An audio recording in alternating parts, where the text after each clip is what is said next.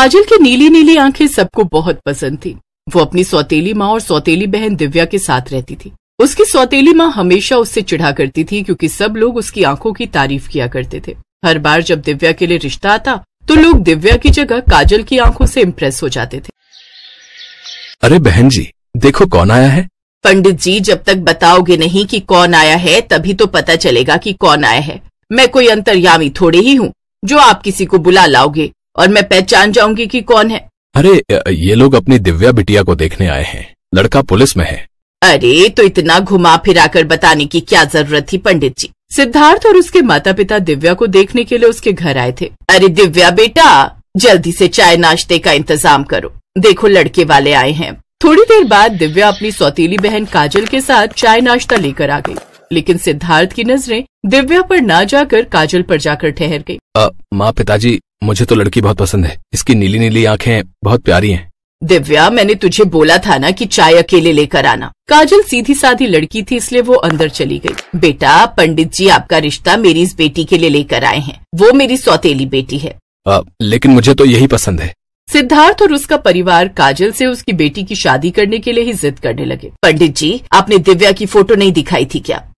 चलो माँ, मुझे दिव्या से शादी नहीं करनी। अगर काजल से शादी करनी है तो बता दीजिएगा आप लोग। इतना कहकर लड़के वाले वहाँ से चले गए। पंडित जी भी दुम दबाकर वहाँ से भाग निकले। काजल की आंखें इतनी आकर्षक थी कि उसके स्कूल के टीचर की भी उस पर गंदी नजर थी। अगले दिन जब काजल अपने स्कूल लेट पहुंची तब 50 साल का टीचर दीनानाथ काजल पर भड़कने लगा। काजल, तुम्हें पता है ना कि जब तक तुम नहीं आ जाती मैं क्लास स्टार्ट नहीं करता। इतनी देर कैसे हो गई भाई? मेरी बहन को देखने के लिए कुछ लोग आए थे, इसलिए चाय नाश्ता बनाने में देर हो गई। ठीक है, तो आज छुट्टी में 1 घंटा लेट अपने घर जाओगी। हाँ, तुम्हारी एक्स्ट्रा क्लास लगेगी। दीनानाथ ने छुट्टी होने के बाद 1 घंटे अकेले काजल की एक्स्ट्रा क्लास ली, लेकिन उसने वहाँ पर कुछ पढ़ाया नहीं। कभी उसका हाथ पकड़ने की कोशिश करता तो कभी उसकी आंखों में निहारता रहता। 1 घंटे बाद जब काजल घर आई तब उसकी माँ और दिव्या बहुत खुश थे। अरे काजल, ये देखो मैं तुम्हारे लिए काला चश्मा लेकर आई हूँ। जिसे देखो वो तुम्हारी आंखों को ही निहारता रहता है। जब भी बाहर निकलना ये काला चश्मा लगाकर निकलना, किसी की नजर नहीं लगेगी। जी माँ। काजल चश्मा लेकर अपने कमरे में चली गई। दिव्या, अब तू देखना, जब भी कोई रिश्ता आता है तेरी सौतेली बहन की वजह से वो टूट जाता है। पता नहीं इसकी आंखों में क्या जादू था, लेकिन अब ये जादू ज्यादा दिनों तक नहीं रहेगा। वहीं दूसरी तरफ काजल अपने कमरे में जाकर वो चश्मा लगाकर आईने में खुद को बार बार देखने लगी। चश्मे में वो और भी ज्यादा खूबसूरत लगने लगी, लेकिन थोड़ी ही देर बाद उसकी आंखों में जलन होने लगी और उसने अपना चश्मा उतार दिया। काजल, रात हो रही है, चलो खाना बनाने की तैयारी करो। माँ, मेरी आंखों में बहुत जोर की जलन हो रही है। मुझे सब कुछ धुंधला दिखाई दे रहा है। बहाने मत बनाओ, आंखों में कचरा चला गया होगा। सुबह डॉक्टर को दिखा देना। लेकिन सुबह तक काजल को दिखाई देना पूरी तरीके से बंद हो चुका था। उसके बार बार कहने पर उसकी सौतेली माँ उसे डॉक्टर के यहाँ ले गई। इनकी आंखों की रोशनी जा चुकी है। ये सुनकर काजल जोर जोर से रोने लगी। अगले दिन जब वो स्कूल नहीं गई तो उसका टीचर दीनानाथ उसके घर आ गया। उसकी सौतेली माँ ने उसे सारी बात बताई। काजल पढ़ने में तो बहुत अच्छी थी, आंखों की रोशनी चली गई तो क्या हुआ? उसकी पढ़ाई में कोई रुकावट नहीं आएगी। मुझे अंधों को भी पढ़ाना अच्छी तरह से आता है। आज के बाद हर रोज मैं काजल को लेने आऊंगा और घर भी छोड़ जाऊंगा, पर पढ़ाई नहीं रुकनी चाहिए। दीनानाथ की बात सुनकर काजल खुश हो गई। वो अपने टीचर के साथ स्कूल चली गई। काजल, तुम मेरे ऑफिस में बैठो। जब सारे बच्चे चले जाएंगे तब मैं तुम्हें पढ़ाऊंगा, वरना वो लोग तुम्हारा मजाक उड़ाएंगे। काजल दीनानाथ की बात मान गई और उनके ऑफिस में बैठ गई। दीनानाथ बीच बीच में अपने ऑफिस आता और उसे अपने हाथों से पानी पिलाता। कभी कंधे पर हाथ रख देता तो कभी उसे गलत तरीके से छूने की कोशिश करता। सर, आप ये क्या कर रहे हैं? मैं अंधी हो गई तो क्या हुआ? मुझे आसपास की चीजें सब पता है, क्या कहाँ रखा है। जब मैं आपसे मदद मांगू तभी मदद कीजिए, उससे पहले नहीं। दीनानाथ अपनी क्लास में आ गया और बच्चों को पढ़ाने लगा। छुट्टी होने के बाद दीनानाथ फिर से ऑफिस में गया और उसका हाथ पकड़कर अपने क्लासरूम में ले आया। यहाँ बैठ जाओ, आराम से आराम से, गिरना मत। अच्छा, थोड़ा इधर आओ, थोड़ा और, हाँ थोड़ा, बस बस बस, यहीं बैठ जाओ।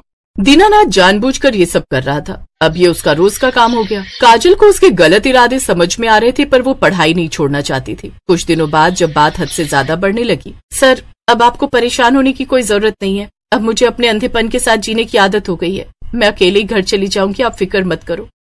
देखो काजल, पागलपन मत करो। रास्ते में बहुत भीड़ होती है, कहीं कुछ हो गया तो मैं तो जीते जी मर जाऊंगा। ये सुनकर काजल को झटका लगा। काजल, आज मैं तुमसे एक बात कहना चाहता हूँ। मुझे तुम बहुत पहले से ही पसंद हो, लेकिन समाज के डर की वजह से मैंने तुमसे कभी कुछ नहीं कहा। लेकिन तुम्हारी ये हालत मुझसे अब देखी नहीं जाती। मैं तुम्हारा सहारा बनना चाहता हूँ। क्या तुम मुझसे शादी करोगी? देखिए, मैं आपकी उम्र का लिहाज कर रही हूँ, वरना अभी चिल्लाकर सबको बुला दूंगी। एक टीचर होने के बावजूद आप अपनी स्टूडेंट के साथ ही ऐसी हरकतें करते हैं। 50 साल के हो चुके हैं, आप कम से कम इस बात का तो ख्याल रखिए। इतना कहकर काजल वहाँ से जाने लगी, लेकिन दीनानाथ ने उसका पीछे से हाथ पकड़ लिया। छोड़िए मेरा हाथ, आज के बाद मैं इस स्कूल में नहीं पढ़ूंगी। मैं अंधों के स्कूल में अपना एडमिशन करवा लूंगी। इतना कहकर काजल ने झटके में अपना हाथ छुड़ाया और वहाँ से भागने लगी। वो टीचर भी पीछे पीछे भागने लगा। तभी काजल की किसी कार से टक्कर लग गई। दीनानाथ ने उसका हाथ फिर से पकड़ लिया। तभी उस कार से वही सिद्धार्थ बाहर निकला, जिसने काजल को शादी के लिए पसंद किया था। ये क्या बदतमीजी कर रहा था तू? सबसे पहले उसका हाथ छोड़। तू कौन है? चुपचाप निकल यहाँ से। हाँ, मैं इस एरिया का इंस्पेक्टर हूँ और तुझे भी अच्छी तरह जानता हूँ। तू टीचर है, इसीलिए सम्मान कर रहा हूँ। तेरी सारी हरकतें मैंने देख ली हैं। चल निकल यहाँ से, वरना अंदर डाल दूंगा। वो टीचर वहाँ से डर कर भाग गया।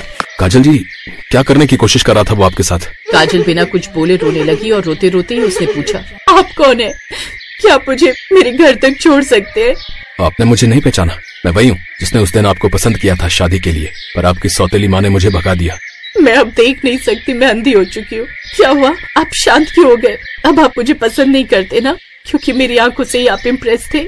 देखिए, मैं उस तरीके का इंसान नहीं हूँ। सिर्फ आपकी आंखें देखकर मैंने आपको पसंद नहीं किया था। आप सच में अच्छी हैं, इसलिए पसंद किया था। आपकी आंखें तो उसमें 4 चांद लगा रही थी बस। सिद्धार्थ ने उसे अपनी कार में बिठाया और वहाँ से चला गया। सिद्धार्थ उसे घर नहीं बल्कि सीधा अपने दोस्त के अस्पताल ले गया। सिद्धार्थ तो इन्हें जानता है।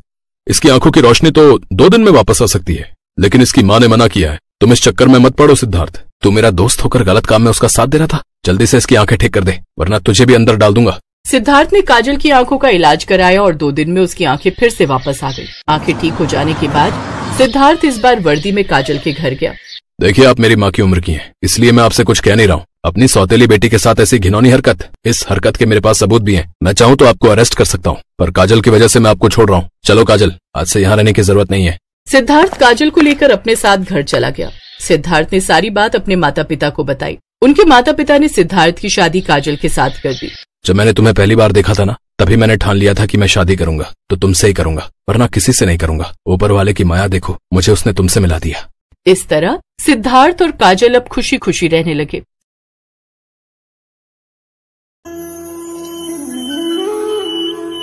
ये प्रज्ञा की बच्ची हर साल क्लास में फर्स्ट आती है, लेकिन इस बार किसी भी हालत में मुझे फर्स्ट आना है और इसके लिए मुझे कोई ऐसी तरकीब सोचनी पड़ेगी कि ये क्लास में टॉप ही ना कर पाए। प्रज्ञा पढ़ाई में बहुत ही अच्छी थी, जिस वजह से वो सभी टीचर्स की भी फेवरेट थी। सभी टीचर्स उसी से बुक रीडिंग करवाते हैं। प्रज्ञा हर सुबह जल्दी उठकर नहा धोकर 8 बजे तक स्कूल के लिए रेडी होकर निकल जाती थी, पर आज उसे पेट में सुबह से कुछ चुभन सी महसूस हो रही होती है, जिस वजह से उसे काफी दर्द होता है। आह माँ, आज मुझे पेट में बहुत दर्द हो रहा है। उसकी माँ सुमन उसके पास आती है और कहती है, पेट दर्द हो रहा है? अच्छा, अब समझी, तूने कल जरूर बाहर से कुछ उल्टा सीधा खाया होगा। नहीं माँ, पर मैंने तो कुछ नहीं खाया। अच्छा कोई बात नहीं मेरी बच्ची, आज स्कूल की छुट्टी कर ले। नहीं माँ, आज स्कूल में प्रोजेक्ट जमा करना है और मेरी प्रेजेंटेशन भी है, तो मुझे स्कूल जाना पड़ेगा। दवाई खाकर प्रज्ञा अपना पेट पकड़ते हुए स्कूल चली जाती है। क्लास में पहुंचने के बाद भी उसका पेट दर्द ठीक ही नहीं हो रहा था। पेट दर्द होने के कारण आज वो चुपचाप ही थी। उसे चुपचाप देखकर उसकी फ्रेंड निशा ने उससे पूछा, क्या हुआ प्रज्ञा, आज तो इतना चुप क्यों है और तेरा चेहरा भी बड़ा उतरा हुआ लग रहा है। हाँ, पेट में बहुत तेज दर्द हो रहा है, ना जाने क्यों, ऐसा दर्द तो मुझे आज से पहले कभी नहीं हुआ। तभी क्लास में इंग्लिश के टीचर आ जाते हैं। सभी बच्चे जोर से गुड मॉर्निंग कहकर उनका स्वागत करते हैं। आज क्लास में प्रोजेक्ट प्रेजेंटेशन का दिन है प्रज्ञा, आई होप तुमने अच्छे से तैयारी की होगी। जी सर। तो फिर यहाँ आकर बोर्ड पर अपनी प्रेजेंटेशन दो। बेचारी प्रज्ञा दर्द में तड़पती हुई बोर्ड की तरफ जाती है। तभी सौम्या उसे देखती है। कुछ तो हुआ है इसे, जो इतनी तकलीफ में है। आज कहीं ये कोई गड़बड़ ना कर दे प्रेजेंटेशन देने में। प्रज्ञा जैसे ही प्रेजेंटेशन देने लगी तो उसका पेट और भी तेज दर्द करने लगा और वो पेट पकड़कर खड़ी हो गई। तभी सौम्या ने देखा कि उसकी स्कर्ट पर खून के लाल धब्बे लगे हुए हैं और वो जोर से चिल्लाते हुए कहने लगी, अरे वो देखो, प्रज्ञा की स्कर्ट तो खून से पूरी लाल हो गई है। ये बात सुनकर सारी क्लास प्रज्ञा की स्कर्ट की तरफ देखने लगी और हंसने लगे। प्रज्ञा ने जब अपनी स्कर्ट की ओर देखा तो स्कर्ट में सचमुच के खून के धब्बे लगे हुए थे। ये देखकर वो घबरा जाती है, क्योंकि वो नहीं जानती थी कि उसकी स्कर्ट पर ये खून कहाँ से लगा। साथ ही क्लास में सभी बच्चे अभी छोटे थे, तो वो भी नहीं जानते थे कि आखिर खून आया कहाँ से। सभी बच्चे हंसते हुए उसका मजाक उड़ाते हैं। प्रज्ञा को अपनी इंसल्ट होती देख बहुत बुरा लगता है और वो क्लास से बाहर भाग जाती है। प्रज्ञा रुको बेटा, रुको और चुप हो जाओ तुम सारे के सारे। लेकिन प्रज्ञा किसी की नहीं सुनती और वो भागते भागते स्कूल के पीछे वाले जंगल में चली गई और वहां बैठकर रोने लगी। ये क्या हुआ मुझे? मेरी स्कर्ट पर खून कहाँ से आया? अब मैं क्या करूं? मेरी तो कुछ समझ नहीं आ रहा। अब मैं अपने घर कैसे जाऊंगी? अरुण टीचर जाकर सारी बात मेडिकल रूम की टीचर आरती को बताते हैं। वो उसे ढूंढते हुए स्कूल के पीछे की ओर आती है। प्रज्ञा वहां बैठकर रो रही होती है। प्रज्ञा, प्रज्ञा, कहाँ हो बेटा तुम? तुम्हें कुछ नहीं हुआ है, एक बार मेरी बात तो सुनो बेटा। आरती मैडम उसे ढूंढ लेती हैं और उसके पास आकर कहती हैं, प्रज्ञा बेटा, इसमें शर्माने और रोने वाली कोई बात नहीं। ये तो पीरियड्स है, जो कि सभी लड़कियों को होता है। तुम मेरे साथ चलो, मैं तुम्हें एक चीज देती हूँ। नहीं, सब लोग हंसेंगे मुझ पर। मैं हूं ना, कोई नहीं हंसेगा तुम पर। चलो मेरे साथ। मैडम ने प्रज्ञा को एक सैनिटरी पैड दिया और उसे बदलने के लिए दूसरे कपड़े भी दिए। फिर उसे उस दिन की छुट्टी देकर घर भेज दिया गया। घर आकर वो अपनी माँ को सारी बात बताती है। हे राम, ना जाने मेरा इस ओर ध्यान क्यों नहीं गया। मुझे तो सुबह ही समझ जाना चाहिए था। पर माँ, मेरे अलावा तो क्लास में अभी तक किसी के साथ ऐसा नहीं हुआ। होगा बेटी, सबका अलग अलग टाइम होता है। तुम अब बड़ी हो गई, इसलिए तुम्हें जल्दी हो गया। उसकी माँ ने उसे सब बहुत अच्छे से समझाया। अगले दिन जब वो स्कूल गई तो सौम्या ने उसका मजाक उड़ाते हुए कहा, अरे देखो तो, खूनम खून करने वाली प्रज्ञा मैडम आ गई। कल तो तेरे साथ बहुत ही अच्छा हुआ, तू है ही इसी लायक। उसकी बात सुनकर सारी क्लास उस पर हंसने लगी। इस तरह हर रोज वो उसका मजाक उड़ाने लगी। बात यहाँ तक आ गई कि प्रज्ञा को अब स्कूल जाते हुए भी डर लगने लगा और वो घर पर ही रहने लगी और रोती रही। क्या हुआ मेरी बच्ची को, जो दर्द में भी स्कूल जाने के लिए तैयार रहती थी, अब वो स्कूल जाना ही नहीं चाहती। प्रज्ञा का पढ़ाई में भी मन नहीं लगता था, जिसके कारण उसका क्लास में परफॉर्मेंस भी खराब होने लगी। उसके मार्क्स देखकर टीचर भी हैरान थे। क्या हुआ प्रज्ञा बेटा, अब तुम पढ़ाई पर ध्यान नहीं देती क्या? देखो तो कितने खराब नंबर आए हैं तुम्हारे। पता नहीं क्यों, अब मैं सब भूल जाती हूँ सर। बस यही तो मैं चाहती थी। अब मुझे फर्स्ट आने से कोई नहीं रोक सकता। ऐसे ही कुछ दिन बीत जाते हैं। उसके एग्जाम आ जाते हैं, लेकिन प्रज्ञा का ध्यान पढ़ाई में कम और इस ओर ज्यादा रहता था कि कहीं फिर से उसकी स्कर्ट पर खून के धब्बे तो नहीं लग गए। वो हर पल इसी खौफ में जीने लगी, जिस वजह से उसका रिजल्ट भी बेहद खराब आता है। और रिजल्ट खराब होने के कारण सौम्या क्लास में फर्स्ट आ जाती है। ये मैं फर्स्ट आ गई, मैंने उस प्रज्ञा की बच्ची को हरा दिया। ये वो खुशी के मारे फूले नहीं समा रही थी। लेकिन तभी सबकी नजर सौम्या की स्कर्ट पर गई, जिस पर खून के धब्बे लगे हुए थे। अरे वो देखो, सौम्या की स्कर्ट पर लाल खून के निशान। सौम्या अपनी स्कर्ट की तरफ देखती है। हे भगवान, ये क्या, मेरी स्कर्ट में भी खून के निशान? लेकिन ये मेरी स्कर्ट पर कैसे आए?